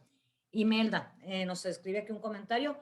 Eso que comentas es que, claro, hay una normalización del comportamiento. Me imagino que te referías a la cuestión de los delitos sexuales, Imelda. El impacto variará. Sí, Gracias. El impacto variará en función del significado que dé la víctima. Eso que estás diciendo, Imelda, es enfoque psicosocial, es enfoque diferencial, y así es como lo tenemos que ver. No todas las víctimas van a reaccionar igual o van a desarrollar la más sintomatología ante un delito determinado, ¿no? Lo cual no significa que es una conducta correcta, es normalizada, pero no correcta. Y el impacto se da cuando la persona se va dando cuenta de que, ay, sí, esto es bien común en los niños y niñas. O sea, encuentras datos de ansiedad por todo lo que se ha movido a consecuencia de la revelación de un delito sexual. Llegan a la adolescencia y se les viene el mundo encima si no llevan un seguimiento terapéutico y todo esto, ¿no? Entienden el alcance. El mismo Cheburua lo dice con estas palabras. Y me las sé de memoria porque lo he tenido que decir muchas veces en juicio. ¿Cómo dice? El tránsito, el mero paso del tiempo no implica la resolución del trauma, sino el tránsito de una afectación a otra. No sé si me di a entender. O sea, ahorita puede ser una cuestión y al rato va a ser otra. Déjame, acabo de leer, Imelda, y te doy la palabra. Y en ese sentido, la violencia sistematizada o sistemática significa que es vulnerable, totalmente de acuerdo. Y por ende el impacto adquiere el significado importante. Exactamente. Adelante, Imelda. Gracias. Sí, los comentarios fueron con relación a lo que se comentaba hace un momento. Y es que yo creo que hay dos temas como muy importantes, ¿no? Para las compañeras que están trabajando en fiscalía. Es que yo siempre les digo, 20 años se ha trabajado de una manera y creen que 20 años se tiene que seguir trabajando de la misma forma y no evolucionan en el sistema o no evolucionan en la forma de estudiar los fenómenos. Por ejemplo, ese caso que comenta, dice, bueno, viene de toda una cuestión de violencia anterior a y no en este momento. Ok, sí, pero justamente Cheburua nos habla de dos tipos de víctimas, De eso la me acordé. especialmente vulnerable y la víctima de riesgo. Y tú estás frente a una víctima especialmente vulnerable. ¿Eso qué significa? Que hay un conjunto de condiciones, de características de esa persona que ante el más mínimo suceso, así solo haya sido una nalgada, el impacto va a ser que significativo. ¿Por qué? Porque esa persona es endeble emocionalmente. Y así lo puedes explicar. Dice, sí, ok, está bien. La fiscalía dice, remítete al caso. Ok, me voy a remitir al caso, pero por las características específicas, condiciones de vida que esa persona ha experimentado, entonces es el impacto de esta manera, aunque solo haya sido una nalgada. Es que es el problema, que queremos seguir haciendo una correlación de indicadores sin hacer un análisis completo de las circunstancias, ¿no? Muchas gracias, maestra. Gracias, Imelda. ¿De dónde eres? Cuéntanos. Yo soy de aquí de la Ciudad de México. Ah, excelente. Mi ciudad favorita de todo el mundo mundial. Está bonita, sí. Sí, cómo no, es una chulada cada vez que voy. Sí. Mira, justamente esto que estás compartiéndonos, Imelda, me hizo mucho sentido y me acordé luego, dije, en algún lugar lo vi, ya lo encontré en lo que pues, estaba muy atenta a lo que nos estabas diciendo. Este texto se lo recomiendo ampliamente. Si lo ven ahí, es un PDF. No sé si lo están viendo ahí. Sí, maestra. Gracias. sí. Bueno, este texto, no sé si es el que se refiere Imelda, es un texto de Cheburúa que se llama Cómo evaluar las lesiones psíquicas y las secuelas emocionales en las víctimas de delitos violentos.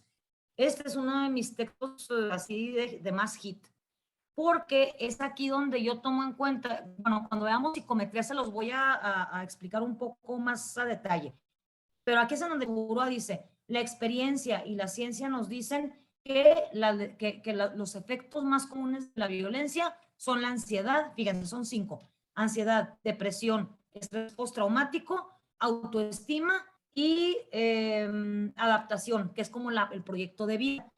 Esos 5 factores son los que se ven más afectados en un proceso de victimización. Por lo tanto, ¿por qué aplico yo pruebas de esas y no otras? Ya que creo que les había platicado que una vez un defensor me dijo, ¿por qué aplica puras pruebas de esas? Eso es lo que quiere obtener. Ansiedad y depresión. No, es que eso Echeburúa lo plantea. Me explico. Entonces, sí, Imelda me dice que es efectivamente este texto al que ella se refería. Y aquí es lo que decías ahorita, Bárbara. No, Bárbara, eras tú quien decía esta parte de la afectación por delitos sexuales. Sí, ¿verdad? Tú eras tú. Sí, correcto. Que esta afectación aquí también dice cómo la presencia, por lo que decía Imelda ahorita, como dicen, los factores preexistentes que venía, y sabemos quienes trabajamos con víctimas, que viene de entornos muy desfavorecidos, que no acabaron la escuela, digo que las víctimas sean pobres y no vayan a la escuela. Sabemos que mucha de la población que nosotros atendemos están en condiciones de vulnerabilidad. Pero aquí, fíjate, yo les sugiero a todas que chequen este material, porque aquí justamente nos habla Cheburúa de este daño que puede ser exacerbado como resultado de un nuevo hecho violento. Si a ti te dice tu compañera, la que te está entrenando, no te extralimites, nomás lo que te pide el MP, bueno, a lo mejor yo no encuentro afectaciones directas por la penetración en sí, me explico. O habrá algún hecho que haya normalizado, que dijera, bueno, es que para eso me casé, o me asusté y me quedé paralizada y nunca dije que no. ¿Me explico? O sea, cuando adviertes eso, miren, para empezar, una víctima que ya llega a la fiscalía, alguna afectación debe de tener. Yo nunca he visto una víctima que me diga, no, pues no me afectó en nada, aquí me trajeron. No, o sea, vas a encontrarle algo. Es más, recuerdo un señor que había sido víctima de extorsión y de secuestro. Y me acuerdo que yo le pregunté, ¿usted recuerda seguido lo que le pasó? O sea, así como la reexperimentación del estrés postraumático, ¿no? ¿Recuerda seguido? No, dice, yo le digo que no estoy afectado, yo trato de no pensar en eso. Evitación. Es un síntoma también la evitación. Trato de no pensar en eso. O sea, claro que había elementos de estrés postraumático que los ocultara o hasta por el mismo género, ¿no? Esta parte de que a los hombres no se les permite expresar emociones en el contexto social o en otra época así era, digo, vamos cambiando en ese sentido, daba cuenta precisamente también de esta dificultad para expresar emociones, ¿no? Entonces, no sé si este dato te sirva, Bárbara. Yo se lo recomiendo ampliamente a todas y cada una de ustedes, pero para quienes tienen este tipo de dudas que son muy genuinas y que nos sudar frío durante mucho tiempo, les aseguro que les va a dar mucha luz. Este texto, fíjense que me pasa algo bien raro. Cuando necesito documentarme para un juicio, para una pericial muy específica y que lo leo, siempre le encuentro cosas distintas. Como que lo puedes reencuadrar. Yo creo que les ha pasado con alguna literatura, con su libro favorito, ¿no? Que luego le das otra significación. Bueno, Sí, no sé si doctora, alguien muchas más gracias. quisiera. Gracias a ustedes. ¿Alguien más quisiera hacer algún comentario para continuar con lo que sigue? Gabriela está mencionando. Maestra, el análisis psicosocial en casos de tortura con personas de detención, ¿cómo podríamos realizarlo? Gabriela, eso es todo un tema, ¿eh? Ya ven que está por salir el protocolo de Estambul renovado. Bueno, yo el protocolo que uso es de 2000, sí, ya salió de hecho, pero está por salir en español. Yo tengo una versión traducida, pero no, se me hace que no es así como muy, más bien como que la sometieron al Google Translator y se me hace que por ahí va. Pero bueno, yo no he visto la versión así como tal. Igual con todo gusto se los puedo compartir. Bueno, pero esta versión del protocolo de Estambul es la que viene de la Oficina del Alto Comisionado de Derechos Humanos, que no en México, es obviamente en la ONU. Pero ahí te va, Gabriela, y para que te interese el tema. El manual que utilizamos regularmente para casos de torturamiento, el protocolo homologado, que es el que implementó la PGR, ahora FGR, este es un protocolo, el protocolo homologado ha sido muy criticado porque dicen, no, es que trae enfoques legales que ponen en desventaja al torturado. No, no, no, estamos hablando de la técnica para nosotras como psicólogas o para ellos como médicos o médicas.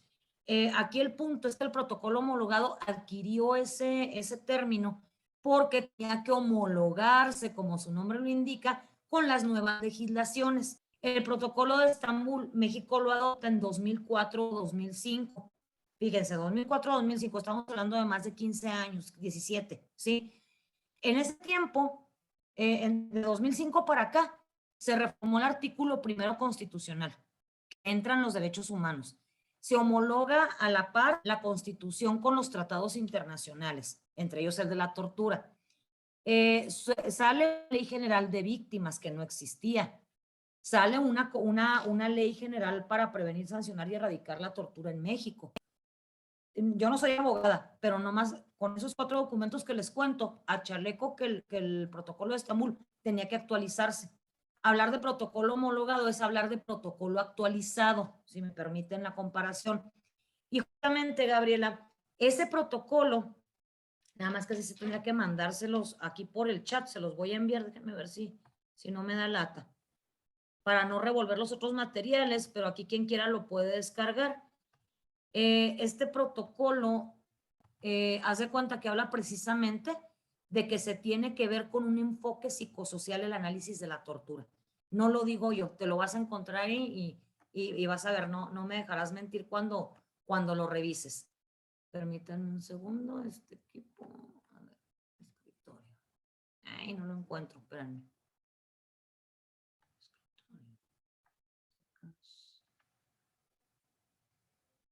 Un segundito, aquí lo tengo a la mano, ¿eh?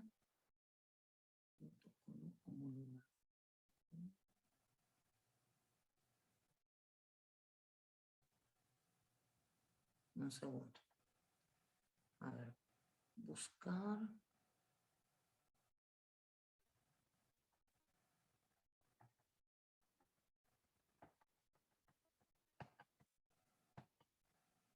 A ver, el protocolo está.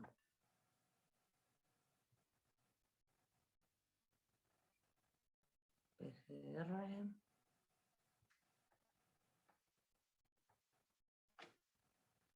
Guía. Ay, Dios mío, no lo encuentro. Espérenme tantito.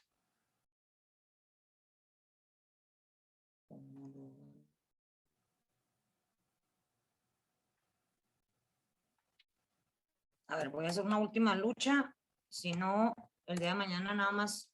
No lo encuentro. Gabriela, no seas malita. Mañana recuérdame, aquí lo voy a agendar y lo voy a tener aquí ya descargado. De hecho, está descargado, lo traigo aquí en el disco duro, pero buscando aquí del buscador del chat, del chat de Zoom, no me permite. Y ahí te voy a compartir, seguramente ese documento tú ya lo conoces, pero justamente habla de utilizar un enfoque psicosocial. Yo realmente los protocolos de Estambul que había venido haciendo, nomás les ponía lo genérico, el daño, si es que existía el daño, y el pronóstico psicoterapéutico, ¿sí? ¿Cuántas sesiones y a qué costo? Párale de contar.